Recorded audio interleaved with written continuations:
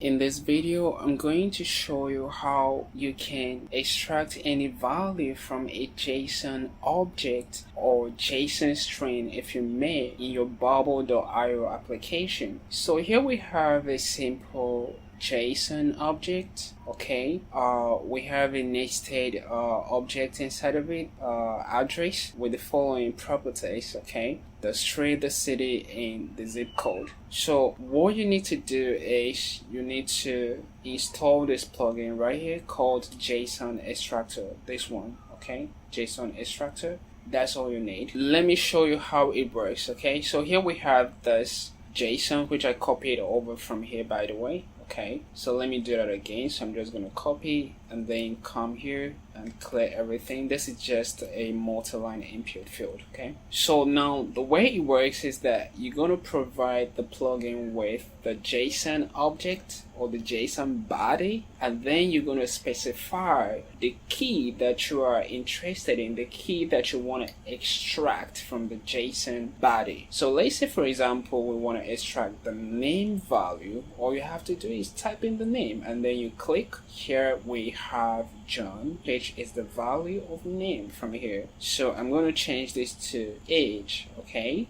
and I'm going to click extract, and here we see 30. I'm going to change to address. This is going to give us object because the address is object and we're trying to print out the value as a string, so that's why it's returning object first. But what we can do is we can actually tell the plugin to give us the street, for example, to give us the street from this address object.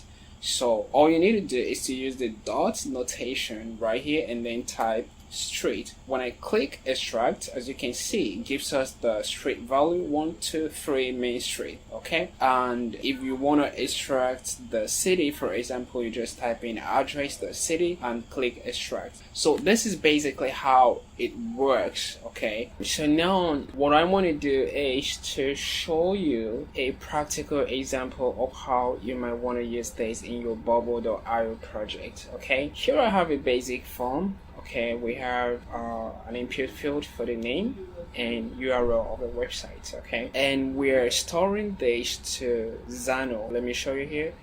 Here is our database. So we have this database table code website, and we currently have only 2 records, and that's Google and Bing. What I'm going to try to do right now is I'm going to try to store a new website, but I'm going to enter an invalid URL. Okay, I'm going to just type in a text. So I'm going to say the name of the website is Yahoo, for example, and then I'm just going to type in test.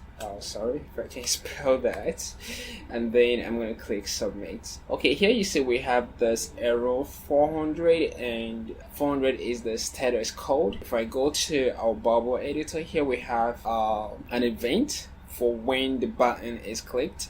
Here is our design tab. This is it right here. And on this page, I've added the JSON extractor element. So when the button is clicked, what we're doing is we're basically triggering this custom event that I've created called start website. Okay, and then we have a toast message right here, but we are running this action only when the result of step 1 trigger start website results returned an error is null. Only when it is null, then we just show a success toast or success notification message for the user. And then we have the second one, which is the one that we previously saw. When the result of step 1 trigger start website results returned an error is yes, but we have an error. So here we are injecting the status code, and here we are injecting the status message. Alright, so that's basically what is going on here. Now let me quickly show you the API connector setup. So here I have a group called Xano, and here you can see I have 2 API calls here, but the one that we are interested in is this first one, create a website. So when I expand this, you see that I've checked checked this box that says include errors in response and allow workflow actions to continue. Okay, so that's why we are able to get the error yes and no type or boolean. So this is what it looks like. Okay, so returned an error is going to be false. Okay, if everything is good, it's going to be false, but when we have an error, it's going to be true, which means yes. Okay, and here we have this body that includes everything. So I'm just going to cancel out for now, and then I'm going to go ahead and collapse this. So what we can do is let me show you what this error message looks like. So I'm going to go to our design tab, and I'm going to add a simple text element on this page. Okay, set width to content, and then I'm going to align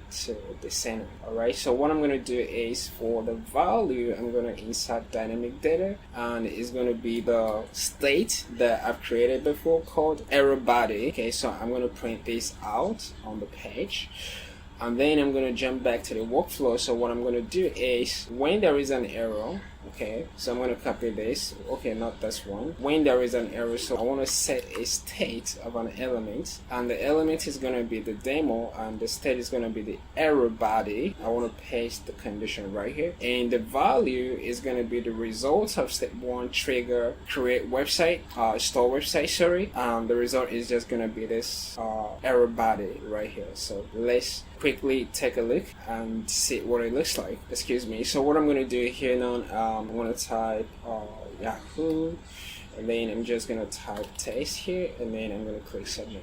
Okay, so this is what the error message looks like. Okay, and what we are looking for is the message right here, invalid URL supplied. So this is the key that we are interested in. So what I'm going to do is I'm going to go back to our bubble editor, and I'm going to get rid of this because we don't actually need it. But what I want to do is I want to go to element actions, and I'm looking for extract a JSON extractor right here, and then I'm going to supply the result of step 1 raw body text. Okay, I think it has to be raw. Okay, let's try that out and see. So I'm going to go back to the page and then refresh, then let's give it a try again, test, and then submit. So now we are getting the message.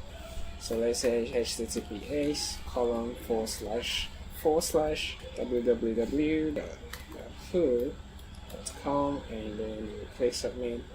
And this is it right here. But when we add something that is not a valid URL, we get the error message. So if I run this, it says invalid URL supplied. So yeah, that's it guys. Thank you so much for watching the video, and bye bye for now.